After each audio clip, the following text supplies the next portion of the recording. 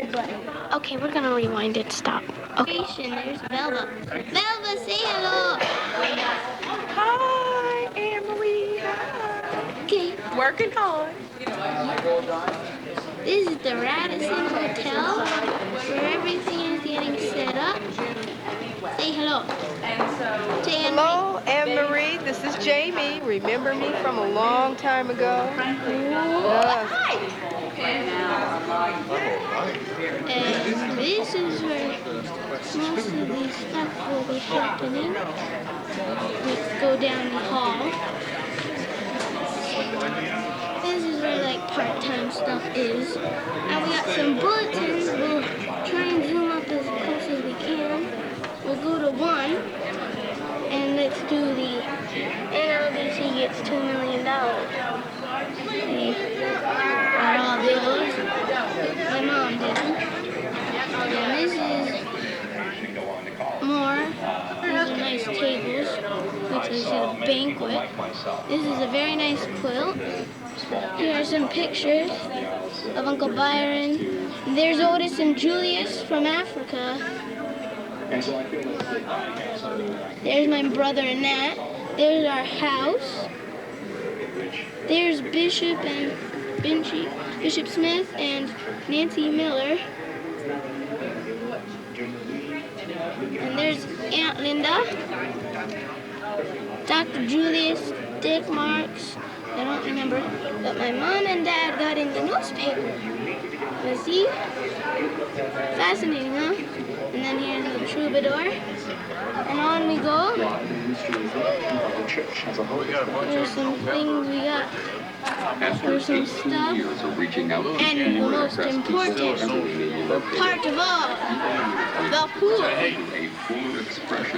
Ain't it nice? So it's a nice day. I think it is. Hope that you're doing well. Miss you. Okay. Talk to you later. Bye-bye. And Sarah's doing a great job. You'd be real proud of her. There's 2 tickets behind your name tag. Oh, great. Yeah. There's some things that I think. Well, I've been there once. Trying to hide from the camera. And there's the bar. Beautiful downtown New London, where it is warm today but will be cold tomorrow. But it would not be nearly as warm as if you were here. We miss you. We hope to see you soon. Bye.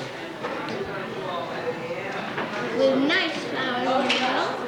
And there's the back door, I think. There's Diana running again. Here. But I know you're sick, but it's going to be a big thing. We're going to show you everything that happens, even the banquet. There's a very nice band. See you later. Through the halls of the Radisson hotels, the phones, and we will show you a sneak preview of the girls' bathroom. You ready? Here it is. Isn't it beautiful? It's so big. There I am. There I am. There's Diana. And these are so cool. All right, there's a nice chair. And we're on the global economy. See?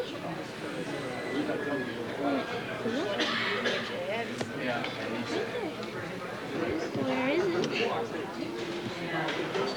Oh, well, it's not here right now, but... Ah, yes, here it is. So are you?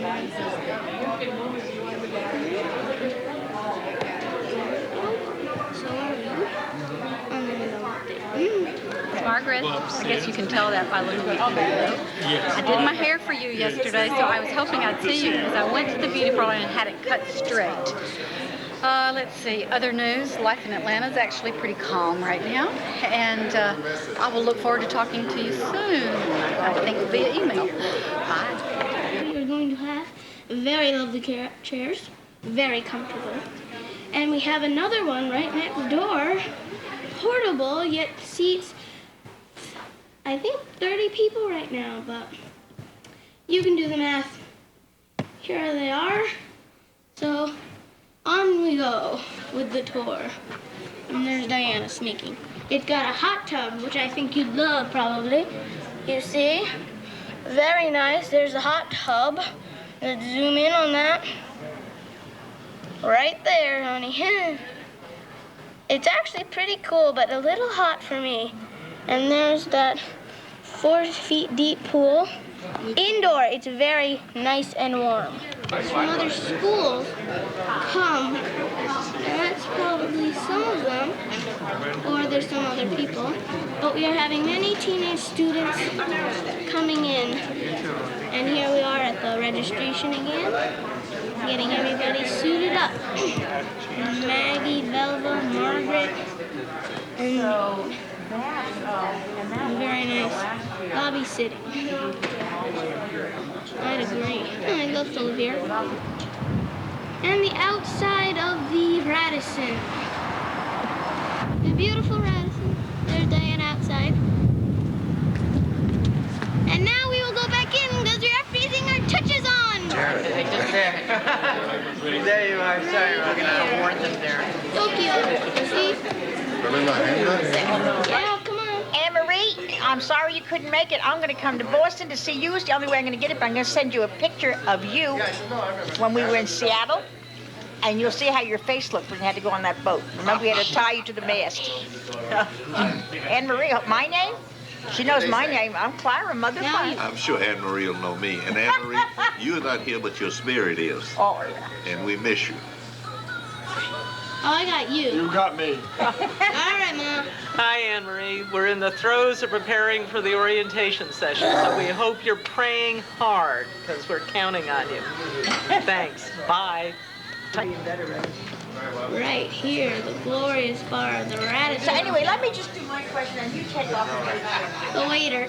The waiter? Yeah, you're the waiter. I don't have any objection to saying city. Okay. But it's just that And there's Nancy Miller. Oh, yeah, our In living black and white, right? Yeah, she's nice. How are you? Our interim pastor at our church. Yes. Say hello to Anne-Marie, my godmother. She can't make it. Oh, hello, Anne-Marie. I'm sorry you can't make Your it. name? My name is Nancy Miller. I'm the interim pastor at St. James here in London. And I'm She's sorry my you friend. can't make it. Okay. Where she is very ill. Okay, remember, there are babysitters. So Stephanie, they are tall doing Stephanie, the small Cheryl. videotape to be able to see. We will be having our banquet in, but we're having an orientation about the Urban Caucus. Let's go. Right this way. Here we are. This is part of the ballroom.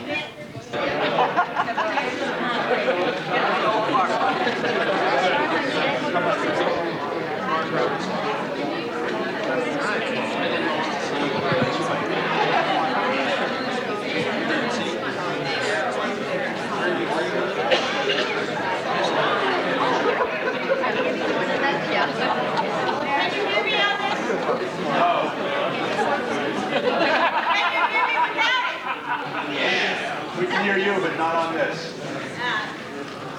It's not on? Is it better? You have to kind of swallow it. Did everybody make it to 7:30 this morning?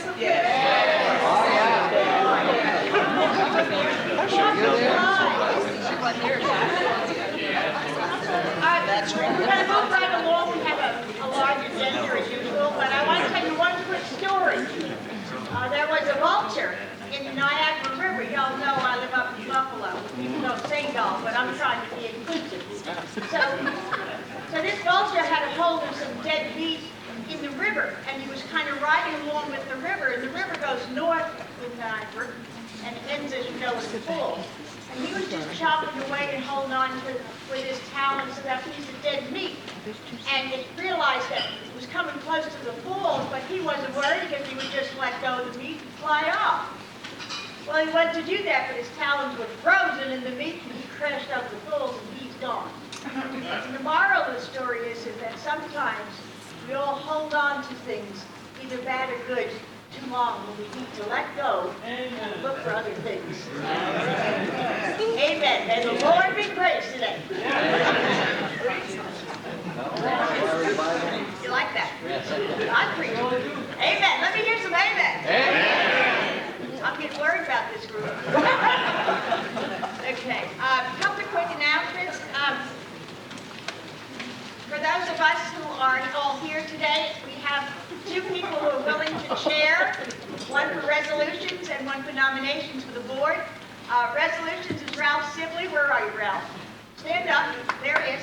Any resolutions that you want Judy to Donovan McCurdy has agreed to help me, so you could pass them to her, too. Thank you, Judy. Okay. And then nominations for the board. The election is on Saturday morning. And taking nominations will be Barbara Larson. There she is. And anybody helping you, Barbara? Big is. They got it all done. Oh, yeah, Chuck. So see, Barbara and Chuck the nominations from the board. And for anybody that just came into the hotel and doesn't know for sure, the necessary rooms are around the corner. You go out and go right, One says men and one says women. Okay, we'll let you do that. Okay. Also, just quickly, inside your little tent is this thing for lunch for the Episcopal Peace Fellowship. If you signed up for the whole program, your lunch is included. It's at St. James Church. And the easy way to get there is to go right out these doors opposite the registration table and go right, make a left right through the parking lot. You'll see the steeple right ahead of you. And just cut through and hang in, okay? Any questions on that? We covered all the necessary stuff? Okay. Then, I just wanted to say also, St. James, where you're going, their interim rector is Nancy Miller. We met her last night. I don't know if she's here this morning. There she is. And also, the person who's consulting for the search committee is Lucy Groening. That's a great name for a consultant, so I know. And Lucy is here, and she put some flyers out in the lobby. She's looking to steal some clergy, which is looking good. But if you're interested, then you can check it out and see Lucy. Okay? Now, I'd like to now turn this over to the program for this morning. Jeffrey Curtis, where's that young man? Right here. Jeffrey Curtis, I remember he was so young. So young. When you were so young. Jeff is the president of Economic Justice at the Episcopal Church, and he's in Hoboken, New Jersey, which is a very favorite place of mine. Right. That's all yours, Jeff. Thank you. When Ann and some of us gathered to plan this conference, we were able to submit some names. And the person I'm going to introduce to you, Andrew Davey, was a person that I felt would be very important for us to hear and to present about what is going on in a global context about cities. I want to just weave a little bit of a story together about some people who are connected to this before I actually go and introduce Andrew. Fred Williams and Barbara Harris and I spent some time in Sheffield, England back in 1979, 80, and 81. I know Fred's here and I know Barbara's here somewhere. I don't know whether she's in the room yet, yes. We met a crazy character who was a Methodist district superintendent named John Vincent, and he's referred to in the back of the book. He's a mentor of Laurie Green. He's a mentor of Andrew Davey. He's a mentor of mine. Elizabeth Caton and Bill Parnell have recently been introduced to John Vincent and done some of the urban ministry work.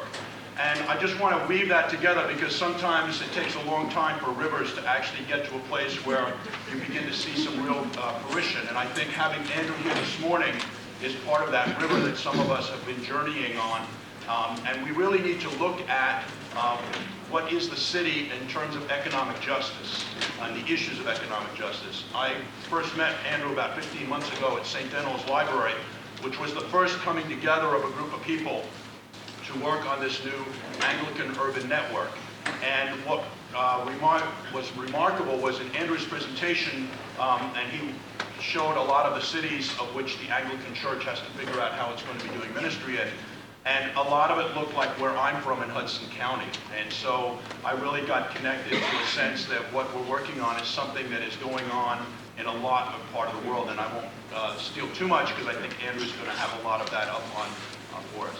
But Andrew is somebody who is working in a network organization that I think we need to be connected to here in the States. And he is somebody that I've come to get to know because he's been back and forth to New York and begun to work on developing of this network. So Andrew, we are pleased that you are here with us and working out of the Synod office of the Church of England, and we look forward to your presentation.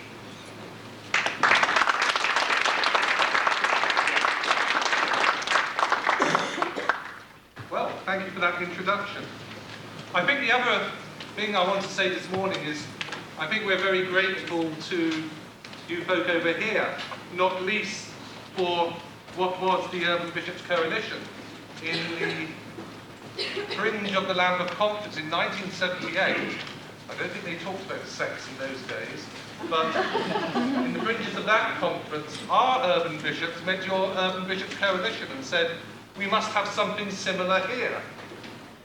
And a lot of the work I'm involved in dates back to that meeting and the work done subsequently. Right, I get to... I'm trying here.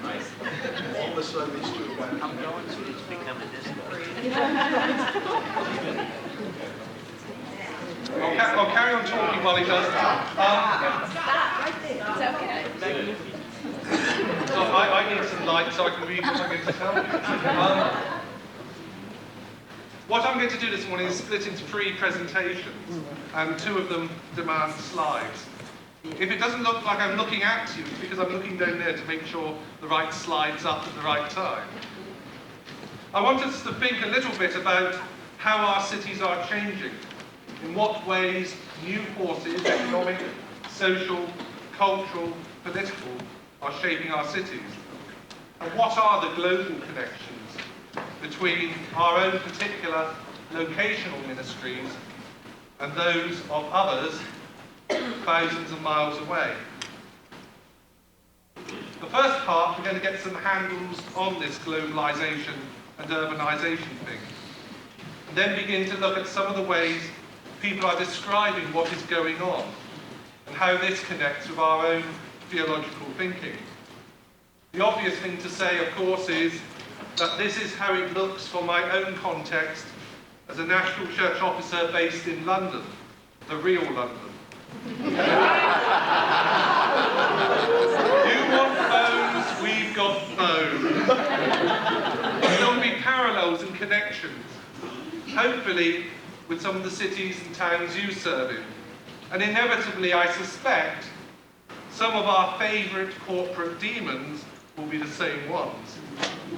And I'll go on at the end of the morning to talk a little bit about how this is coming together in the Anglican Communion network.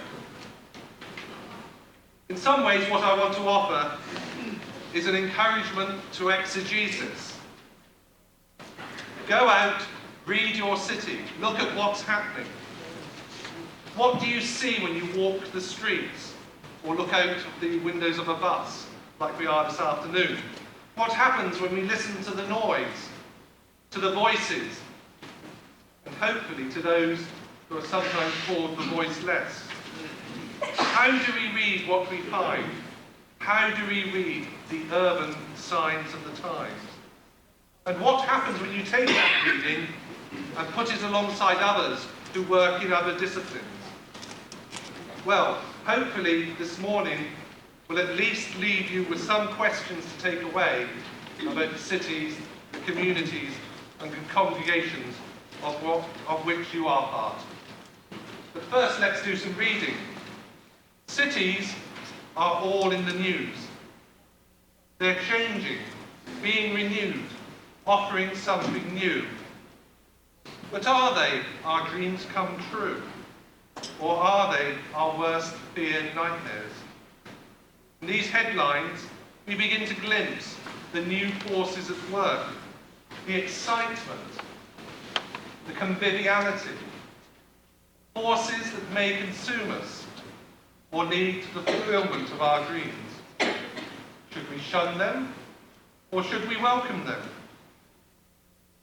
Yes, we're all waking up to their importance, but the headlines and the images are often bewildering. They're frightening in their magnitude. They take us into new territory, but their significance cannot be denied.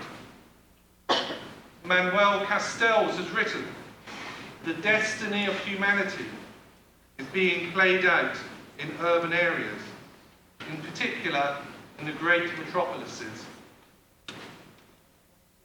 But what happens when we look at what's going on in front of our nose or at our feet? Henri Lefebvre, a French urban social thinker, has written, "Transform the world? That's all well and good. It is being transformed. But into what? There at your feet is one small, crucial element in that mutation. Getting a handle on this globalization, urbanization world is a bit like the story of the three blind men who encounter an elephant. Each takes the sensation he's up against as the true essence of elephantness. The elephant is all ears, all trunk, all tusk. Getting a handle on it quite often means trying to get the bigger picture as well. But let's stay with the local context and the theme of elephants for a moment. Now, I was ordained in 1987 to a parish in a part of London known as the Elephant and Castle, about 1 mile due south of London Bridge. The name comes originally from a public bath. It conjures up a variety of urban myths. My favourite is the whole name Elephant and Castle came about because the locals didn't know their Spanish. When the King of England's son married the King of Spain's daughter, the Infanta of Castile, they couldn't pronounce it. They referred to her as the Elephant and Castle.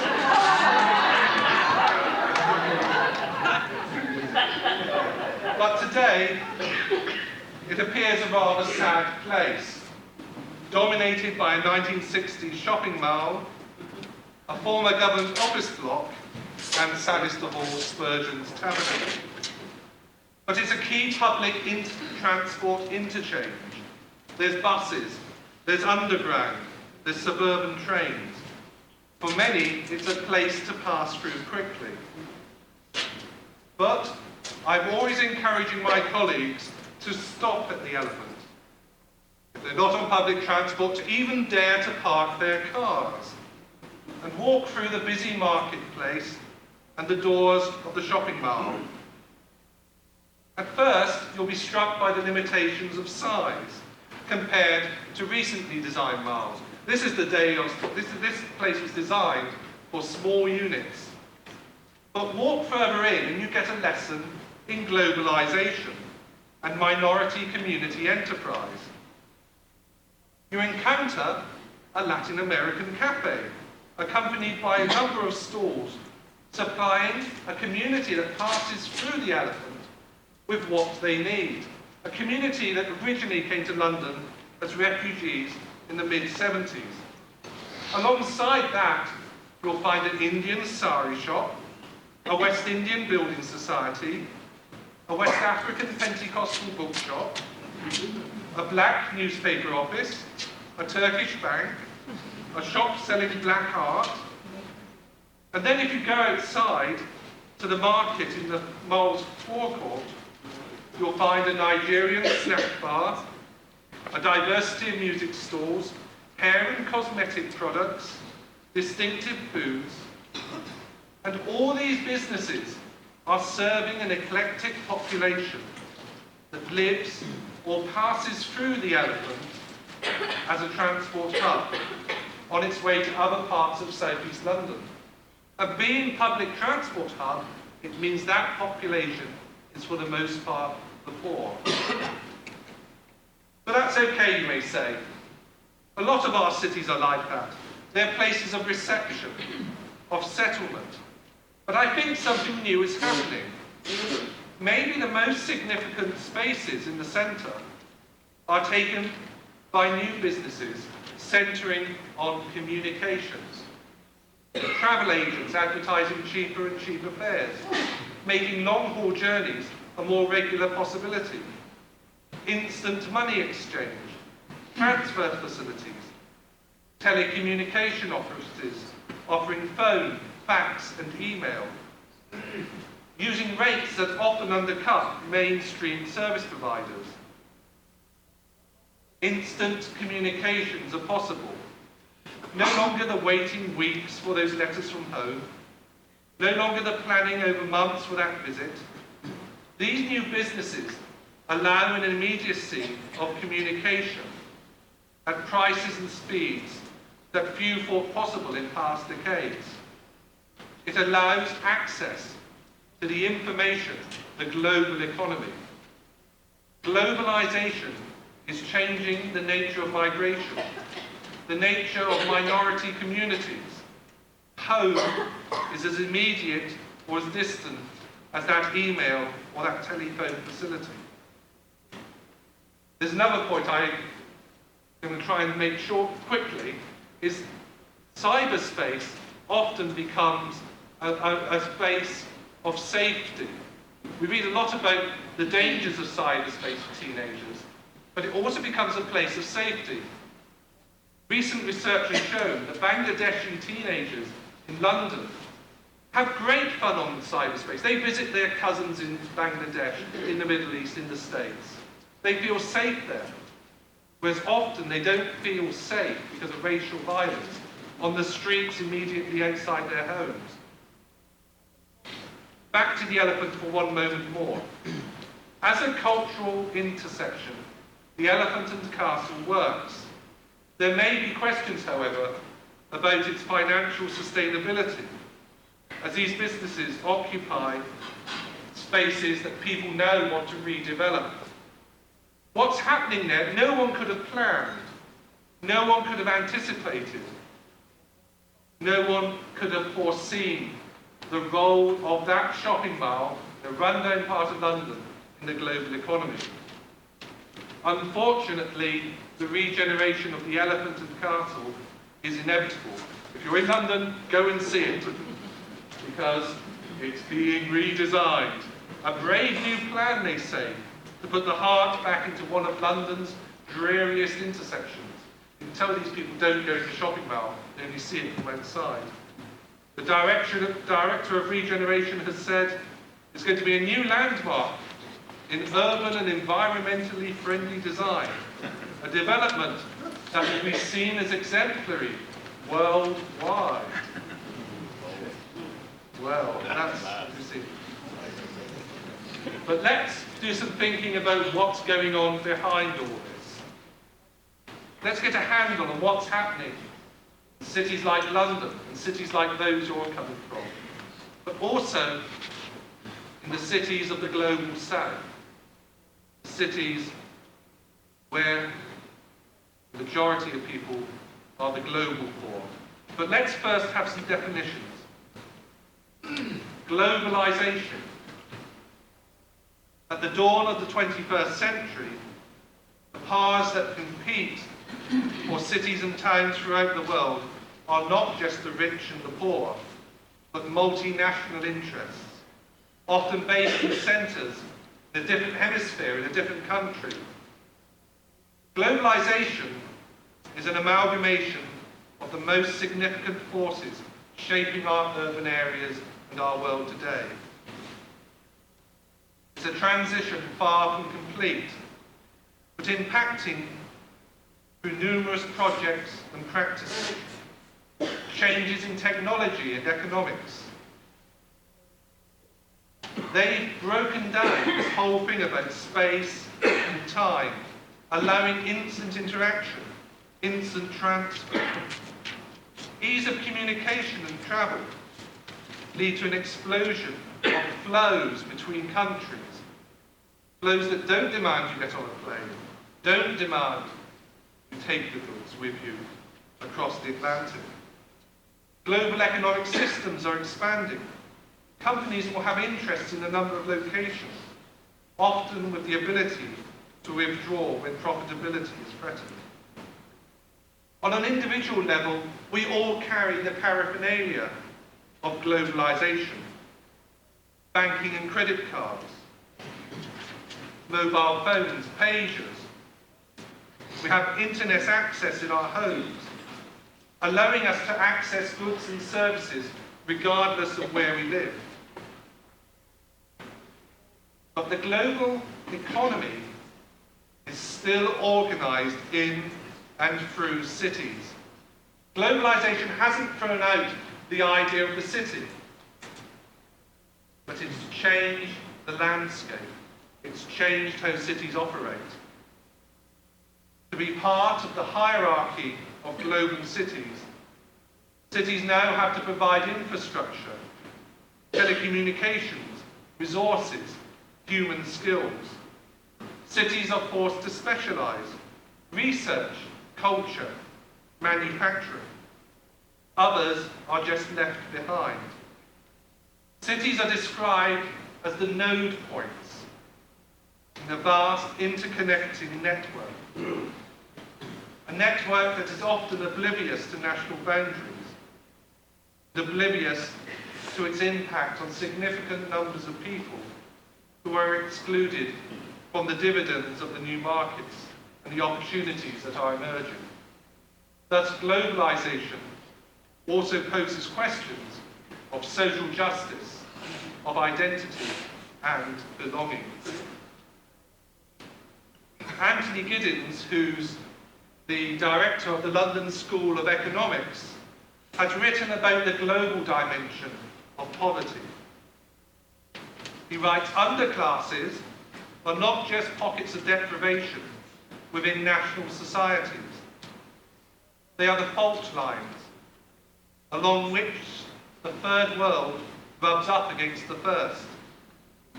The social isolation which separates underprivileged groups from the rest of the society within nations mirrors the divisions of rich and poor on a global scale. First world poverty cannot be approached as though it had no connections with inequalities on a broader scale. I think that quote is so important. The global processes we witness in our cities in the north are rampant in the cities of the south, with so much less regulation, so much less local control. And our dependency on that rampant destruction of local economies has to be addressed. Just go off and read Naomi Klein. At the same time, these rapid social changes that are happening in the cities of the south are happening alongside growth on an unprecedented scale. So what about urbanization? In the first decade of the 21st century, our world will reach that point when over half the world's population are urban. Maybe a few years later than some had predicted. But it will be a moment when the inhabitants of our planet pass a milestone at a speed which means few will notice it. Urbanization is that process through which urban settlements grow and develop. Urbanization may impact different regions of a society at different speeds. People from rural areas are attracted to towns and cities, not necessarily in their own country, in search of work, social opportunity. In some regions, city settlements are having difficulty providing even a basic infrastructure to meet the needs of the expanding settlements that are growing around them. The city's having trouble putting in an infrastructure. Just imagine the difficulties the churches have in those places putting in any kind of pastoral infrastructure. City authorities who are keen to keep ahead in the information revolution will impose new patterns of urban life. Just look at what's happening in somewhere like Singapore. But did you know by 2010, some people are predicting that nearly 3/4 of the world's population will be urban? People are very definitely on the move. Between 20 and 30 million people a year move from the countryside to towns and cities. That's the equivalent of the population of a country the size of Kenya, Peru, or Spain, each year on the move. growth is phenomenal. It affects cities. It decimates rural communities.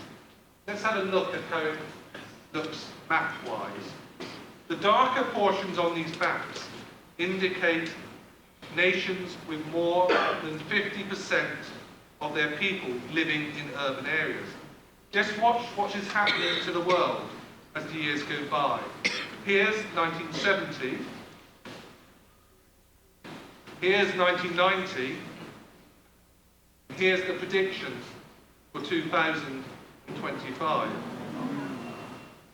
So let's have a look at that process happening in terms of some particular countries. Pick your country and watch it grow. I think we've got some fairly well represented countries in the Anglican Communion here. Islands as well as nations in the south. So here's 1975. 2000, roughly where we are at the moment, and the prediction for 2025. Whatever the region, great countries, small islands like the Solomons, the future is urban, and that's what we're going to have to learn to live with. And where's this happening? Primarily in the cities of the south. Mega cities, that's cities of over 12 million. 17 out of the 20 mega cities in our world today are not in North America or Europe. They're in Latin America and in Asia. And what does this mean for the people living there? For vast millions of people, it means poverty. People are forced to exchange worsening rural poverty for lack of opportunity, for appalling urban conditions, for dismal living standards. Urban famine is talked about in some places. The health of the city is affected by hellish environmental conditions. Close to over half the urban population of our world is suffering from waterborne or water-related disease. And who are the people this is impacting on? Who are the people for whom the city can be more a nightmare than a dream? We must not forget that most of the horrors of urban life are shouldered by the children. Can there be a sustainable future when children are consigned to the streets? When children experience abuse in both north and south, physical and environmental? Children in developing cities breathe air equivalent to 2 packs of cigarettes a day. And we mustn't forget as well that much urban exclusion is also gender specific. Who bears the brunt of life in the city? Who keeps the families together? Again, this is compounded even more often in migrant communities. Such conditions, we mustn't forget that social justice must include environmental justice. Lack of sewerage, transport infrastructure, the coercion of land space is as much an issue for the global north as for the global south. Sustainability is about more than just ecological survival. It's about a quality of community life that addresses issues of social access, participation, and having a life worth living. That's what Local Agenda 21 should be about. So what does it mean to start to begin to think urban, to begin to think global? We need to start thinking anew about the urban processes, the urban experience we find in our world today. Urban settlements are never static. There is constant change, whether it's growth or decay, regeneration or desertion. Sociologists of a previous generation talked about an urban cycle of growth and decline. More recent studies put the emphasis on the multi-layered nature of urban life, where contradictory processes may often be happening simultaneously in the same place.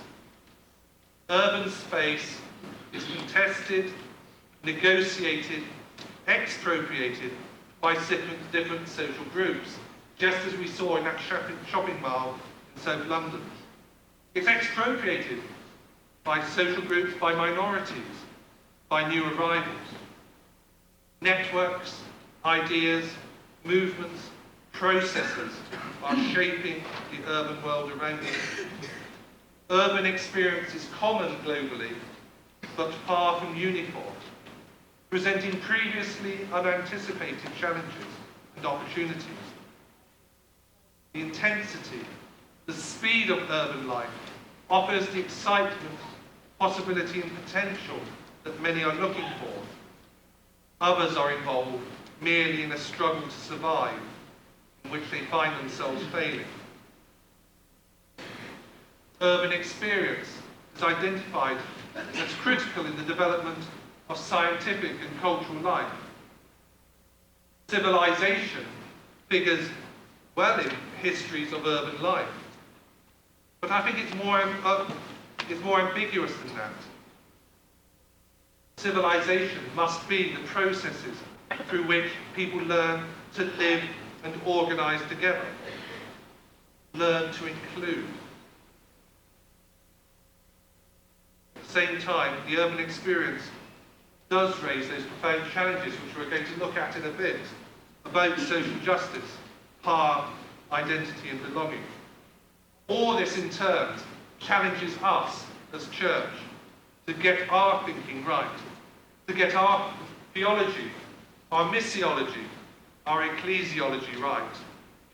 Who is my neighbour in the global city? How does this Catholicity thing cash out in a world of conflicting extremes? How will they know we are the Christians in the global city? Whatever our theological background, our effectiveness as Christian witnesses depends on our awareness and understanding of the social processes in which we are all caught up.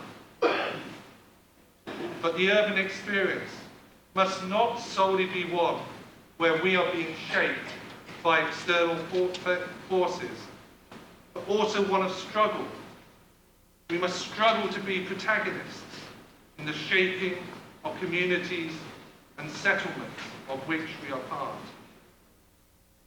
And it's that struggle for the soul of a globalizing, urbanizing world that I'm convinced our vocation as Christians lie today and in the future.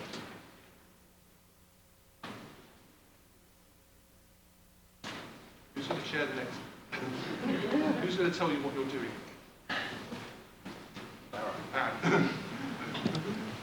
It's time for questions. Okay, we're doing questions and then Questions for doing clarification. Do we need some more light, or are you? Let's go try. We'll do a second bit after the buzz.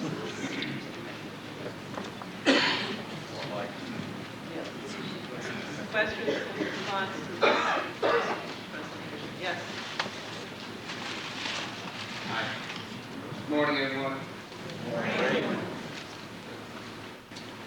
I was wondering if you had any examples of whether the traditional models of dealing with peace and justice and social concerns and whatever we call these committees when we get into our Christian groups was effective in engaging the Christian community and or making any difference in the world outside of the Christian congregation, and whether there are new forms of engaging the normal parishioner in I can say first of all, it's dangerous taking questions at this stage, because I think we get to answer some of those.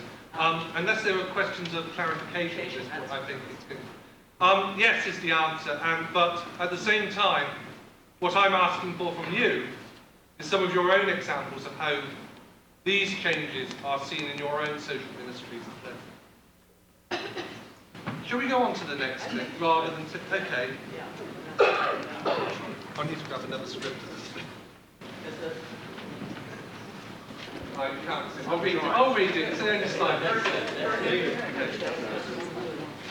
Mega cities articulate the global economy, link up information networks, concentrate the world's power. So globalization has, is, and continues to reshape our world in unprecedented ways and in unprecedented speeds. How we approach globalization does depend on our interests, on the filters we have available, on where we've got our money. Like the current Labour government in Britain, other governments, city and regional administrations, consider certain aspects of globalization to be inevitable, to be non-negotiable. We need to be toughening ourselves up for competition in a brave new world because globalization is tied up with the prevalent economic neoliberalism. At the other extreme, we have those who deny the depth to which globalization has penetrated all our lives. Either approach has its implication. Any approach we take has implications for how we engage with the global south, how we engage in the communities in which we live. Quite often, how we engage with communities who live in the shadow of booming economic institutions, which are often the poorest communities of our cities. And put that down so I don't touch it, otherwise you'll be into the next presentation. The global dimensions of the contemporary city set new challenges.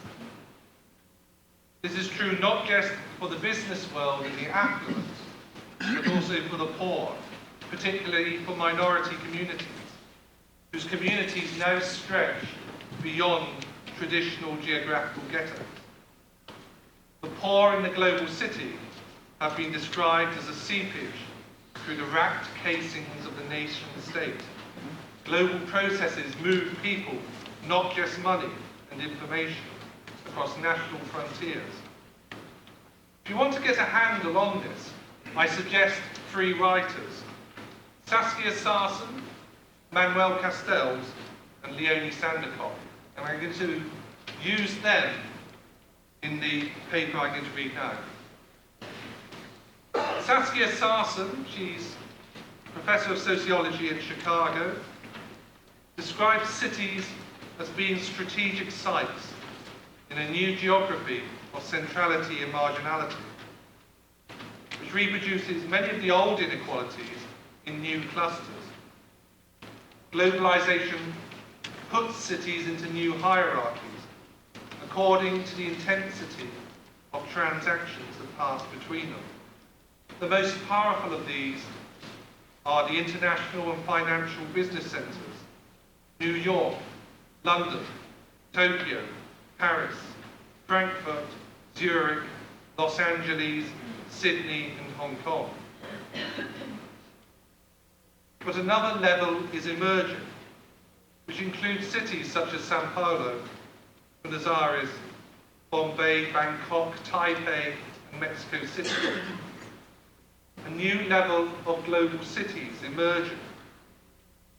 On this level, Sarsen comments, there has been a sharpening inequality in the concentration of strategic resources and activities between each of these cities and others in the same countries. What happens when you're a country in the global south with a city with a blooming information and financial economy in a sea of poverty?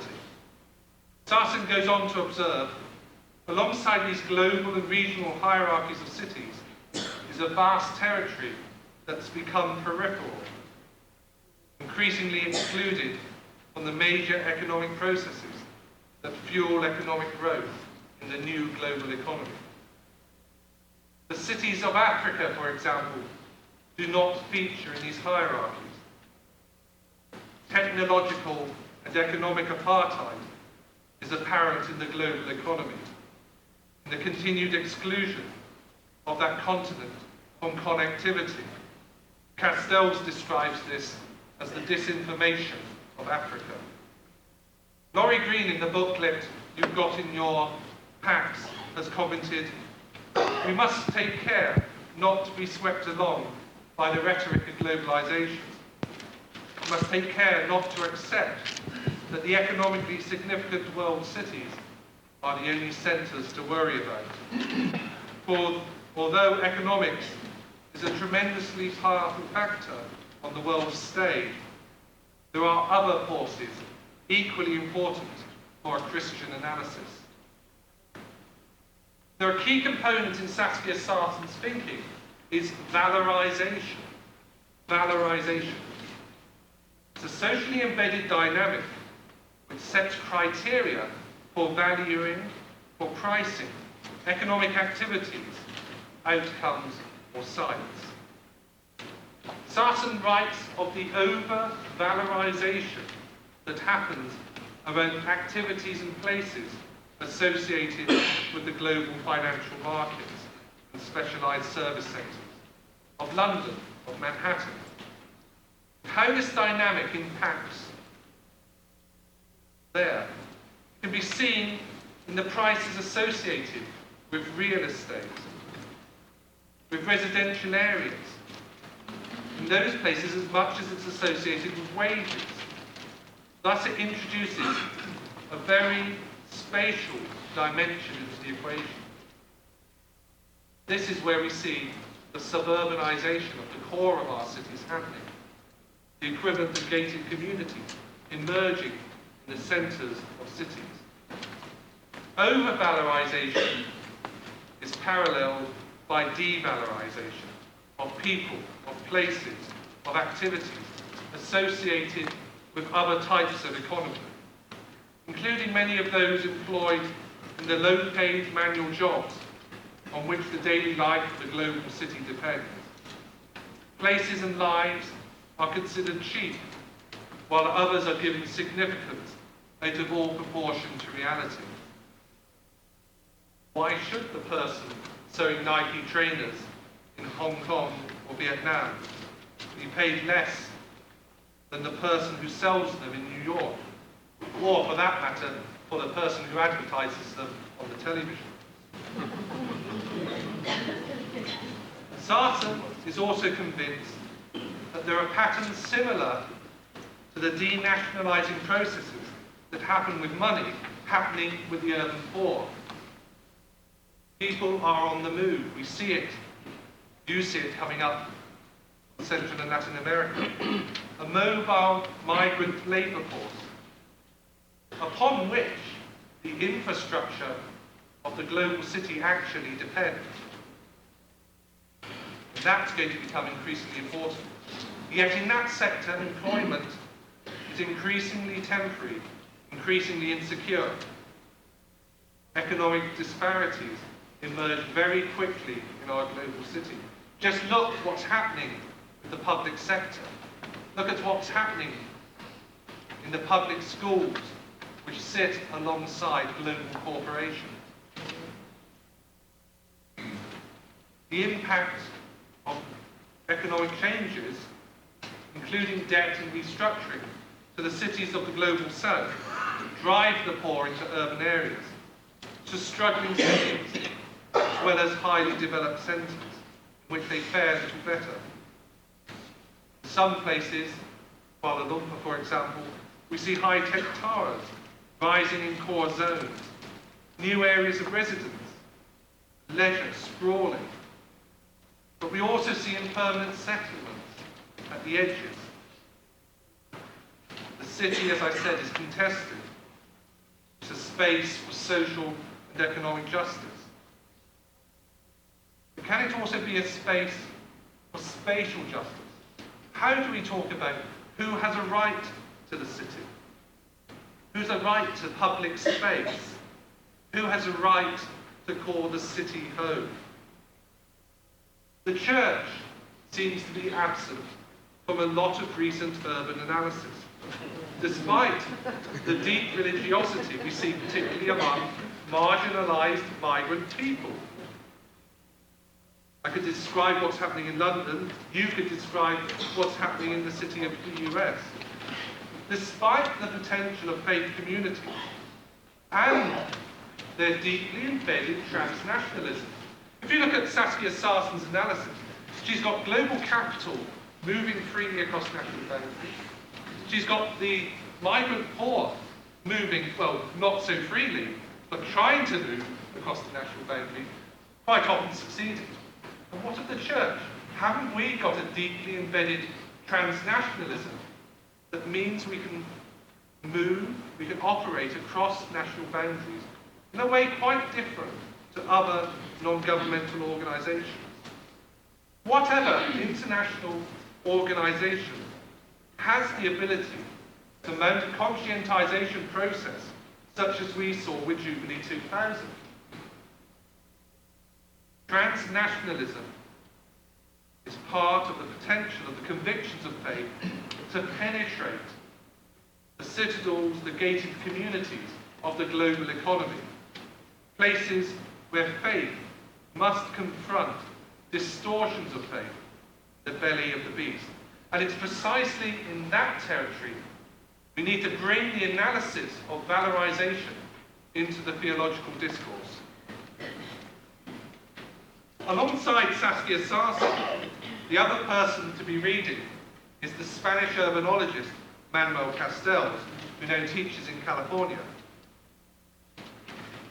He's written the 3 big books, 3 volumes on what he calls informational capitalism, a pattern of networked urban communities. He highlights the loss of the individual identity of cities and questions their sustainability. They have the distinctive feature of being globally connected and locally disconnected, physically and socially.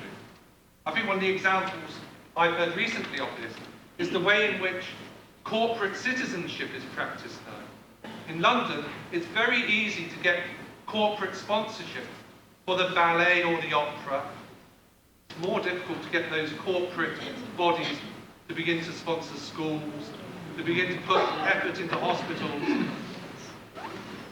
Partly because the people who make those decisions about corporate sponsorship live in Zurich, in Geneva, dare I say over here. They don't see the needs of the local community. It's not like the old city fathers who would know through their philanthropy they were building up the city and building up the potential of their workforce, the potential of the local economy. But Castells also goes on to explore the reaction, how cultures of identity, gender politics, and new social movements and networks emerge against global capitalism. Movements determined to get away from the enforced individualization of centralized organization, of intervention. Many of these social movements emerge because of the global changes happening. Awareness of green issues, the demise of patriarchalism, political and economic changes. Many emerge because people have experienced something in their local context through an issue, an incident, an insight, and then they get involved and realize it's much bigger than they imagined. Again, go read Naomi Klein's stuff about this. The significant difference to previous social movements is that often these will exploit the infrastructure of the global economy. They'll be there on the net. They'll be there in the urban habitat. They'll be using telecommunications and travel. They'll be exploiting the new spatial arrangements of urban areas. And Castells writes, because my historical vision has been so used to historical change being about battalions, about colourful banners, about scripted proclamations of social change, we're at a loss when confronted with the subtleness of incremental changes, of symbols processed through the new global networks, away from the halls of power. Listen, in the back alleys of the information society, in alternative electronic networks, grassroots networks of communal resistance, I have seen the embryos of a new society laboured in the fields of history by a new identity. In the back alleys of the information society. I wonder, does the church even know where the back alleys of the information society are? In the third volume of this great work, Castells looks at what he calls the black holes of informational capitalism, where things just disappear. He writes about the plight of Africa, the social exclusion of a whole continent, who being cut off from the information connectivity through what's happening with AIDS there. He writes about the communities of the poor in the urban ghettos, often in the global north. He writes about the exploitation of children, the exclusion of a future generation. He's far from comfortable reading. He poses challenges. Often he works at levels you can't imagine. And again, we're left asking, where's the church in this analysis? Why isn't the church there making a difference?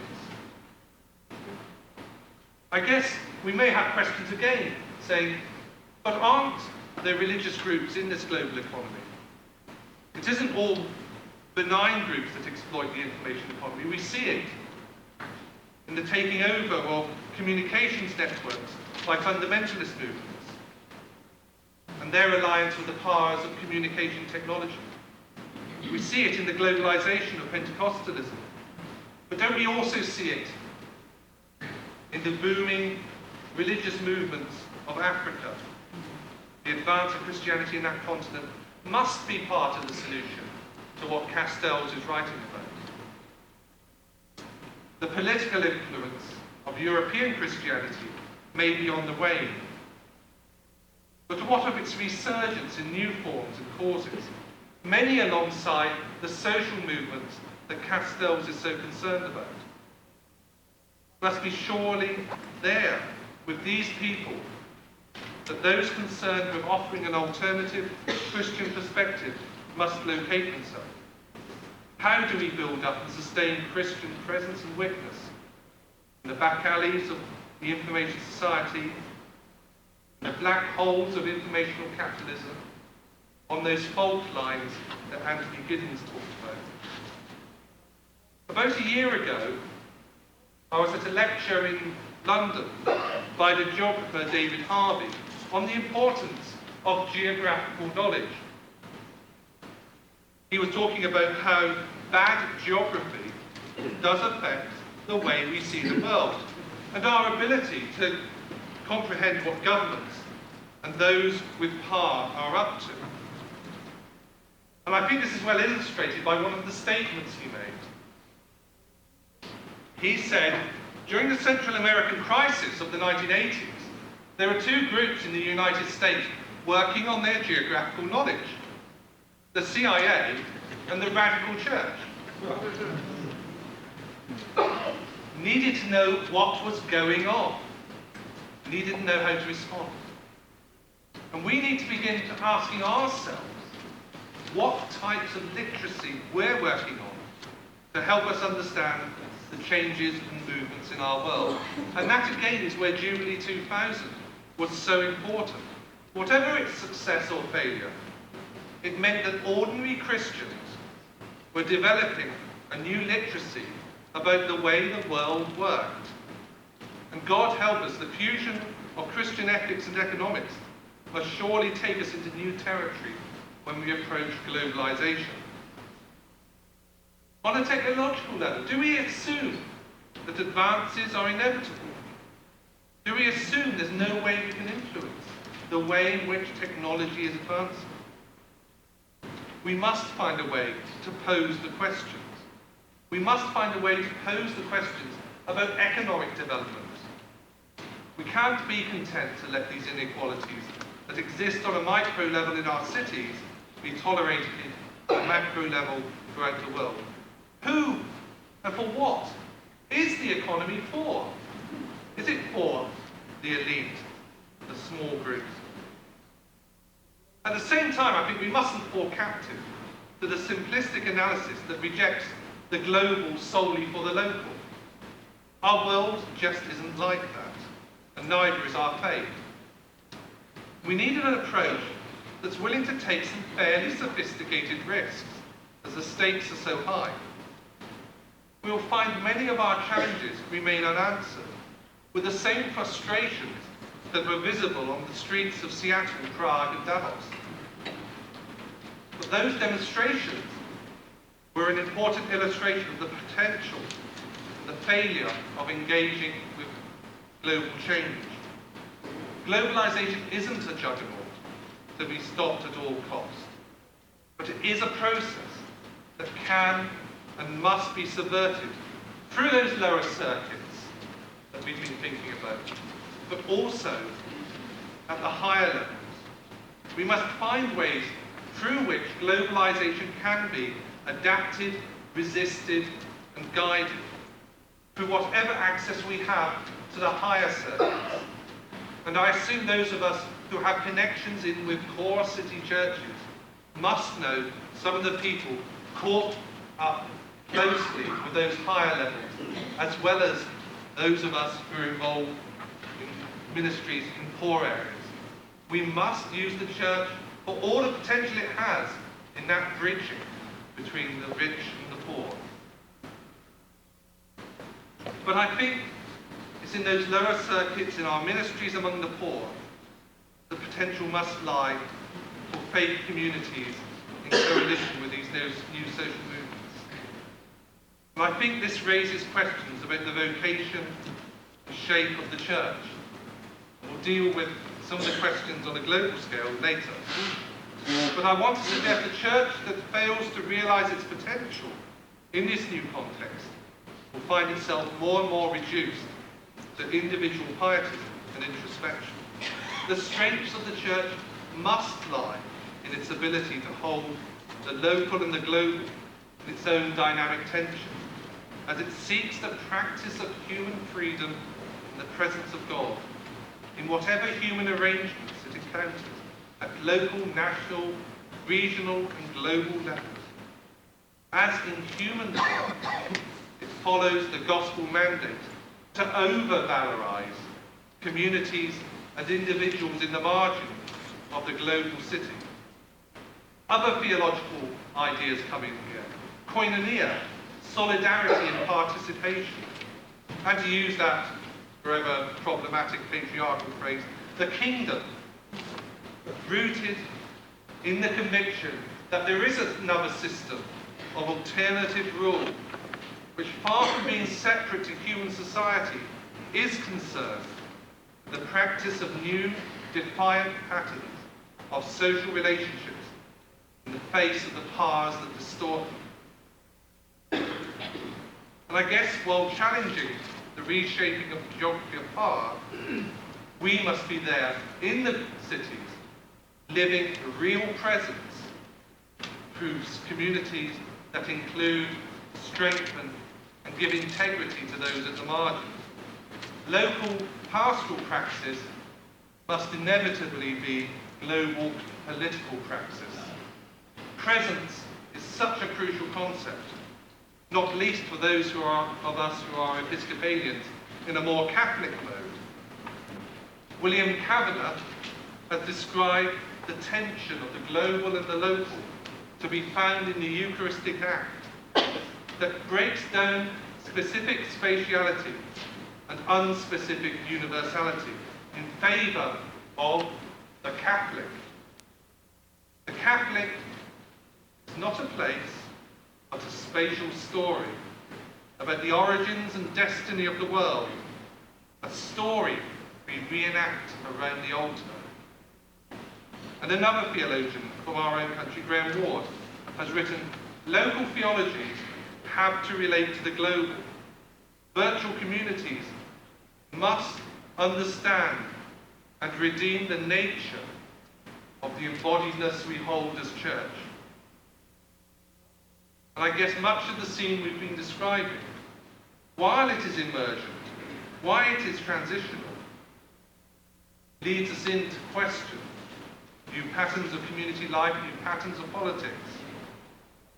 It's a scene that varies, but we must look for the places where the new politics does break surface, often through migrant communities, through gender-specific ways, often among those groups for whom citizenship may seem as remote as it did from the slaves and the women of classical Athens. So the global city is never finished because new possibilities are being discovered all the time. And I want to take an example from the world of planning, from Leonie Sandercock, who's written about the need to reshape the education of planners and rediscover what she calls the praxis of planning. She knows what these cities we've been describing are like. She knows that the type of planning that goes on for urban regeneration and renewal is not sustainable, does not address the needs of the people who live in these areas. She writes of the planners' work needing to be informed by a new literacy based on the willingness to learn, to listen, and dialogue. She criticises the assumption that planning or architecture can be practiced from a politically neutral standpoint, and declares the need for a new form of theory. She writes of the city as the new cosmopolis, a postmodern utopia, a construction site in which there is genuine connection with respect and space for the other, the possibility of working together on matters of common destiny, a recognition of intertwined faiths. Theologically, it's not hard to make a leap from Sandercock's ideas of cosmopolis to those theological themes we've already mentioned. There's a demand for inclusivity in community, an embodiment in social and physical space of those excluded through the reordering of resources. It's an audacious challenge, but it's particularly a challenge for those of us who have professions that are tied up with shaping the world's urban future. Planners, architects, community workers, and, yes, faith leaders. And, more particularly, those concerned with their formation and their training. Are the services, the solidarity, the critiques we offer really concerned with the possibility of community and hope in new and dynamic incarnations? Sandercock ends her book Towards Cosmopolis with a great crescendo, one of the best paragraphs I've read in any urban literature anyway. She writes, I dream of a city where action is synonymous with change, where social justice is prized, where I have a right to my surroundings, and so do all my fellow citizens, where no one flaunts authority, and no one is without authority, where I don't have to translate my expertise to impress officials and confuse citizens. I want a city where my profession contributes to all of this, where city planning is a war of liberation against dumb, featureless space, as well as the multiple sources of oppression and domination, where citizens wrest from space new possibilities and immerse themselves in their cultures while respecting those of their neighbours, and then together, collectively forging new hybrid cultures and spaces. We're left to ask ourselves, what then does it mean for the church to be present in that type of city? What's the praxis appropriate to these new layers in the global city? And how does that judge our current practice? Very briefly, I want to think think about 4 areas in which the church might meet those challenges. And I think this begins to answer our question. How do we reimagine our pastoral practices? The chair of the Urban Bishops panel is now the Bishop of Leicester, and he was in a meeting with the Chief Executive of Leicester City Council a few weeks ago. And being the sort of person he is, he asked the Chief Executive, what do you want of the church? What do you expect of the church in the city?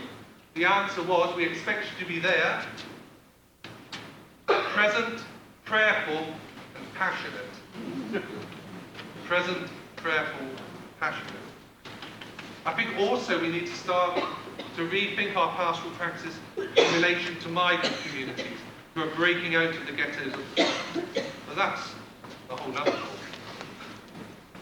We need to look for new models to engage in local and global communities. Are we about service delivery, advocacy? Or do we need to find new ways to stand alongside social movements? Again, social movements who don't always recognise national boundaries. What does it really mean to be a faith-based initiative? I'd be interested to hear from you on that, because we're getting in over in London now. But what does it mean to be a faith-based initiative? What are the values we bring in? What are the compromises we are not willing to take?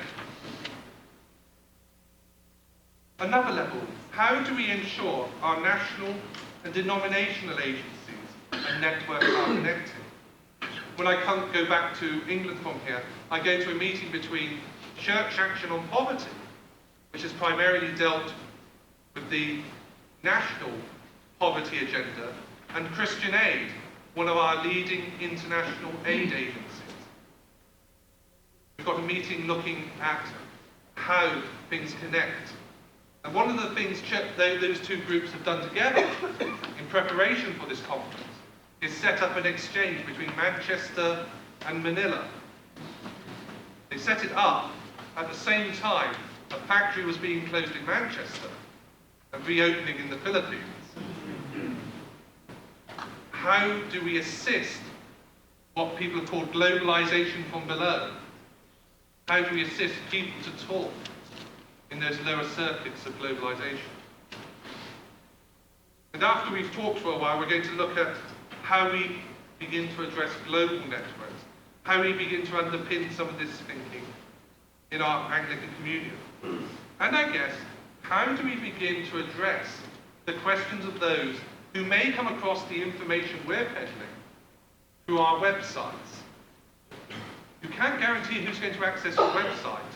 It might be someone in the next city. It might be someone on a different continent who then sends you an email and says, can you tell me more? Can you offer any support? The world is working very differently. We thought this morning about what are essentially economic changes, economic challenges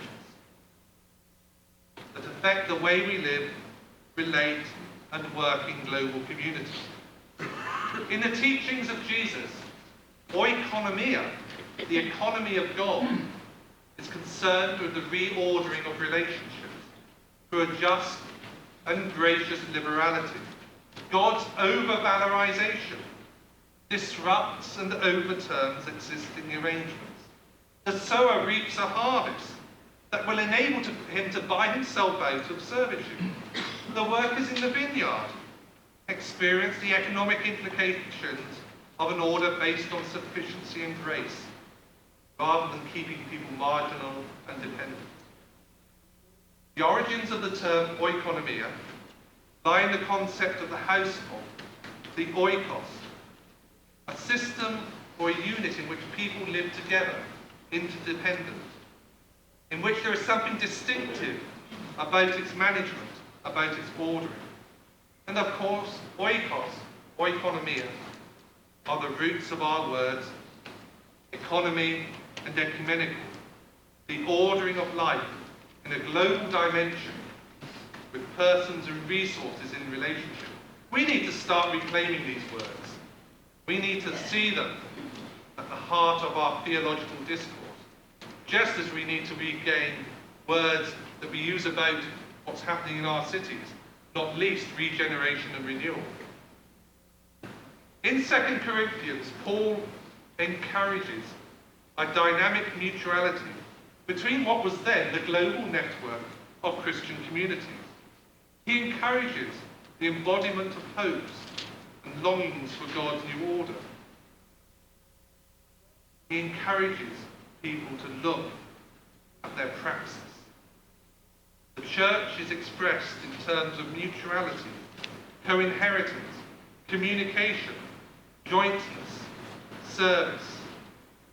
It is this which is most subversive, yet also full of possibilities for the church and sociality today. And the vestiges of community life in our global cities will need that sociality to be underpinning it through the shapings which have been described.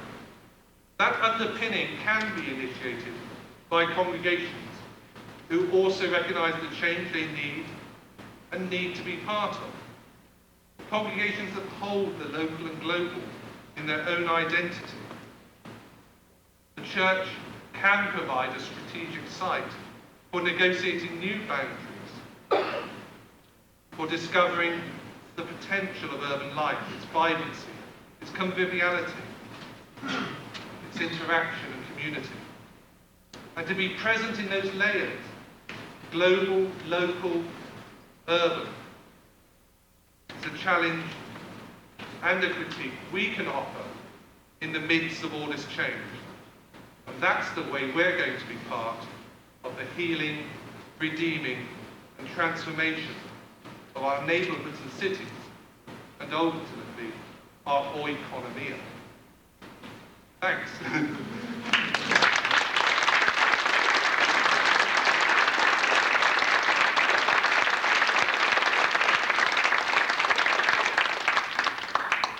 Thank you very much. And I think we're going to have the hour in the special interest group to reflect in detail upon some of the issues that each of you are interested in. And in a minute, I'm going to invite the people who are offered to be asked to lead those special interest groups to continue this conversation. But first, we have time for 2 or 3 questions for Andrew. Again, for clarification, fortunately, he's going to be with us for the entire rest of the week, so we'll have opportunity for continued conversation with him. Yes? Yes, sir, you used the term valorization. Would you spell that and define it, please? V-A-L-O-R-I-Z-A.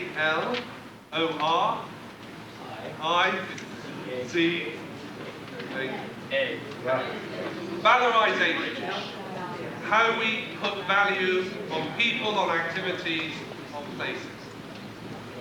Valuization, in other words. Yeah. Thank you. Our president is pushing me forward. One more question. You mentioned 3 authors, and you spoke about the 3 authors. I was not familiar with the names. I was wondering if they're... Shall I put them up on the screen? Yeah. Copy. That's what I was thinking. Also, they are mentioned in Laurie Green's booklet, I think. I did push him, and I wrote up those notes. Okay, thank you. Could I ask the people, Jeff, Chris Riley, who else is going to be? Chuck Mathai, Dick Gillette, who's doing Jubilee Debt. Come on up and say your name and give a few words about what you're going to be opening the discussion to in your small groups, and then we will try to let you know where you're going to go. We have to go in and go back. All right. And give you a break. Right. Break first and directions later. But I'll try to see and Gladys Rodman back from the library. Okay, go ahead. My name is Chris Riley. I'm the Director of Public Relations. And here. Make that very big. My name is Chris Riley, and I'm the Director of Public Relations for the New London Development Corporation. Talking globally, we are sort of the local entity involved with the redevelopment efforts here in New London. There are a number of exciting things going on, a number of enormous challenges that are going on in a very, very small city. New London is the fastest shrinking city in the state of Connecticut. It's the fourth city in the state of Connecticut and has some of the lowest test results on the standardized educational tests across the state. In spite of that, there are a number of opportunities that are underway now in New London, some of them controversial, all of them fantastic, that will make New London, without a doubt, a better place to live, to work, and to play, and probably from your perspective, to pray in the years ahead. There are a number of projects going on now, and I'll be happy to talk about them in one of the sessions and answer the questions that might come up. And Chris will be in ballroom room 1, which is right there on the other side of these walls. There's a front and a back. He'll be in the front. Mr. McKiles, I will be offering a workshop on Jubilee 2000, which is now going to be called, at least in the United States, Jubilee USA. And we're talking about what has happened and what needs to happen, and what the church could be continuing to do. And she will be in ballroom 2, immediately behind ballroom 1. I'm Dick Gillette, and I think we'll just try to build on Andrew Davies' great presentation to us, but focus on the local and global connection, which there's some experience in Los Angeles, with respect to low-wage workers in the local city. And whatever you can tell us will be added to what is going on in Los Angeles with that respect, making connections from wherever we are. And Dick will be, we're trying to find a tape which went astray, will be in the display area near the registration table next to one of the TV screens in that area. I'm Jim Curry, Bishop Suffragan of Connecticut, and I'm Byron Rushing, State Representative from Massachusetts. And we're going to be looking at the connectivity between regions, suburban, urban, and rural, in issues of localization and how partnerships can be built in the church and through the social structures of the state. I'll give you one example. The Anglican Church is not getting more transnational. This is a premise. Let me throw this out. The Anglican Church is not getting more transnational. An example of that is the decision in our part of the Anglican Church and in the Episcopal Church to disunite with dioceses that are not in the United States structurally. Okay, and Byron will be in the board room, which is the last room as you pass the display area on the right. I'm Chuck Mathai. Can't hear you. Can't hear you. All right. I'm Chuck Mathai, and our workshop will be looking at issues of land tenure and land reform. Changing patterns and policies of land ownership have been a factor in moving people from rural to urban areas, and the control of land is vital to the social and economic and environmental conditions of urban communities, but it's a factor that's often overlooked. It's increasingly clear that neither traditionally private or public ownership alone will solve these problems. So we'll look at new models of ownership that balance public and private interests, and how the values of the church apply to this formulation, how the church can play a role in these developments, and how the church holds and manages and disposes of its own property. Thank you. And Chuck will be in the back of this room. We're going to convert some of this space as well. Mi nombre es Edmundo de Sueza y yo voy a estar disponible para discutir con los compañeros, las compañeras hispanas acerca de la presentación que acabamos de escuchar y en términos generales tratar de ver cómo eso se aplica o a las ciudades donde estamos aquí en los Estados Unidos o a situaciones en América Latina. And he will be in the Eagle Room, which is right across from the display area. My name is Jeffrey Little, and I'm the pastor of two multicultural congregations in New Haven, Connecticut, about an hour down 95 from here.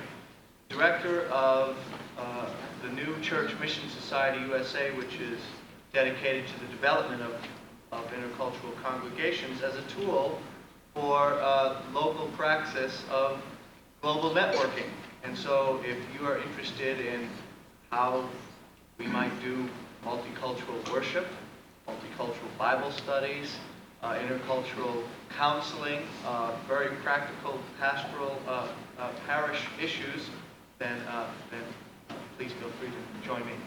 And he will be in the lounge area, which has all the comfortable couches right out. Right out. Okay. I think everybody looks like they need a break. Yeah. But Clara has some announcements.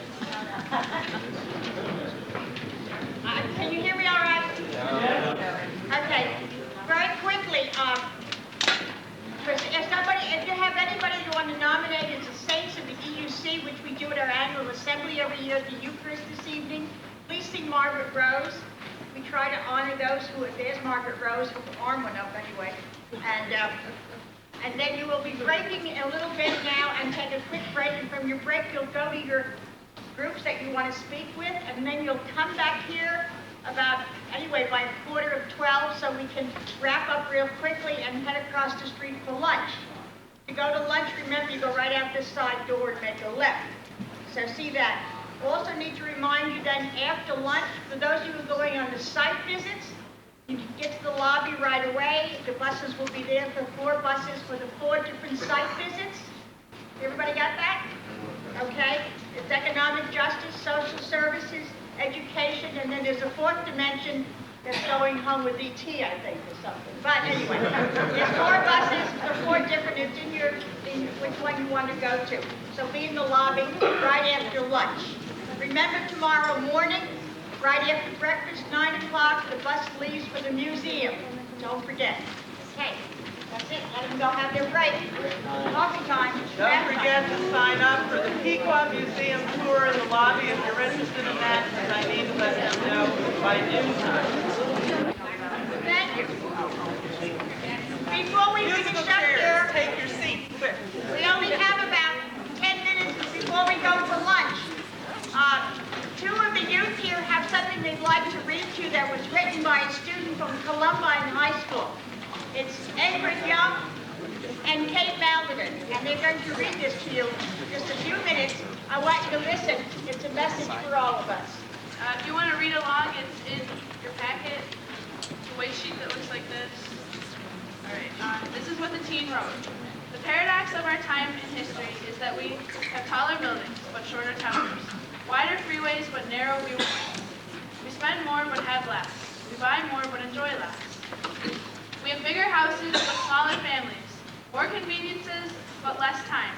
More knowledge, but less judgment. More experts, but more problems. More medicines, but less wellness. We have multiplied our possessions, but reduced our values. We talk too much, love too seldom and often. We learned how to make a living, but not a life. We added years to life, but not life to years. We've been all the way to the moon and back, but have trouble crossing the street to meet the new neighbor. We've conquered outer space, but not inner space. Cleaned up the air, but polluted the soul. We split the atom, but not our prejudice. We've higher incomes, but lower morals. We've become long on quantity, but short on quality. These are the times of tall men and short character, deep profits and shallow relationships. These are the times of world peace and domestic warfare. More leisure, but less fun. More kinds of food, but less nutrition. These are the days of 2 incomes, but more divorce. Fancier houses, but broken homes. It is a time when there is much in the showroom window and nothing in the stockroom.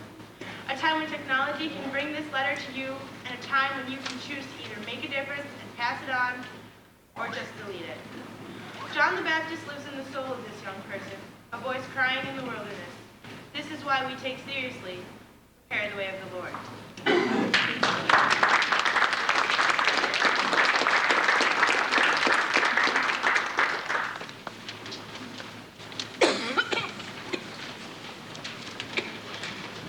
haven't got long, so just to say a few things. Those are the books I was referring to. The one at the bottom is a journal called City. It's not the City Journal that the Manhattan Institute published. But you will find the website details on the first page of this. It's published by Taylor & Francis, which is the company that also owns Routledge. It's primarily an academic publisher. City is an attempt by academics and activists across the world to try and put some of this documentation down on paper. Somehow I ended up as the reviews editor for City Journal. I should have had copies of the flyer and brochure for City, but they haven't arrived here. They were posted in London this time last week, but they haven't arrived here. Similarly, I should have had some more documentation on the Anglican Urban Network, but that hasn't arrived, so I'm sorry about that. If it does arrive, I'll put it out and make it freely available. Please take away and read the Laurie Green booklet, which you'll find in your folders. We have got some extra copies of this here, and I don't want MX to be left with a stockpile of these. If you can take them away and use them with congregations, with study groups, we can let you have some more at a very reasonable price, especially if you're going to take them in bulk. I'm going to very quickly outline what's happening with the Anglican Urban Network, and I know I've got to be very, very quick. So if we pass over some slides, that's why. I started my work as Community and Urban Affairs Officer for the Church of England 5 years ago. And almost 5 years to the day, I attended a meeting of the Urban Bishops panel in London. And the thing they were talking about, how were we going to influence the Lambeth agenda for 1998? Well, we did some networking around that. We had a great deal of difficulty and a great deal of resistance trying to get urban issues onto the agenda. When we did get them there, they began to connect where people are at. They began to say, that's how it looks in my city. These are the problems. If you really want to freak out an African bishop, you say, and what pastoral infrastructure have you got in your growing cities? Then they really begin to say, these are the problems going on our continent. If you look in the impact of the global booklet, you'll find the resolutions that were passed at the Lambeth conference, the resolutions we're building on at the moment. We took some further work to the Anglican Consultative Council, who are the group who approved the formation of a network. And the proposals you're going to hear about were welcome there. In the final report of the Lambeth Conference, one of the key sentences I feel is the real challenge to Christian mission in the 21st century will be urban mission. And that was in the report approved by all 4 study sections within the Lambeth Conference. So why an Anglican urban programme? We're present in nearly every city. We're not always present in the poorest communities, and that's where we need to build our presence. There's a need. People are crying out for resources, for models, for theology, for training. We do have some experience. We have been there. The Church of England offered its own experience of the Faith in the City Commission, but it's also the experience of the body of Christ, where if one part's hurting, the others should know about it. We're in a position, we do bridge, often offer a bridge between poor and rich communities. We have those who are making the decisions, as well as those who are impacted by the decisions in our congregations and in the communion. We've also learned a lot, particularly through Jubilee 2000 and other campaigns, about the influence we can have. And we do have a commission to be mutual. We have to be mutual because we're a communion, and that's what being a communion is about. So what are we proposing? What we propose is an Anglican urban programme in 3 parts: a network, a project, and a commission. Network will connect the key players. First of all, 3 people will be nominated by each province, and there's the opportunity also to join a wider mailing list. There's a form in the back of Laurie Green's booklet about that. There'll be an emphasis on information exchange, newsletters, materials people can use. Again, sharing the skills, building on the expertise we have, but also beginning some new work that will answer some of the skill shortages we have in the Anglican Communion. And doing the Laurie Green booklet was the first step of that. We've got 1 translation underway. If you know anyone who wants to do a bit of translating into other languages, that's a gap we've currently got. If you know anyone who'd like to translate into Spanish, we'd love to hear from you. So providing resources, knowing where the resources already are, publications, accessible internet resources. One of the things we need to keep remembering is there's no point in putting up a flashy website when you want people with slow connections in Africa to connect to it. You have to know who your audience are, who's going to connect in, especially if people are using old 286s and 386s still. So I've been learning a lot about accessible internet resources. Hopefully, the project will encompass regional consultations, recommendations. We haven't yet located a project because we're still putting together the funds for it. At the moment, I'm doing the network coordination at the end of my day job, as it were. And that's beginning to come together, but we need to look further at the resources that are available. The project we're proposing sets up a commission. That's a rather grandiose title for getting the missiological work done in the Anglican Communion. What can we have that we can present to the next Lambeth Conference that says, this is the mission imperative that you are faced with in this time and in this place? That's a little bit about the finances. Again, there's a form in the back of the impact of the global. If you do have access to trust funds, we'd love to hear from you. How many dollars is 20 pounds sterling? What, 20 pounds? About 30. 30, okay. Thank you so much.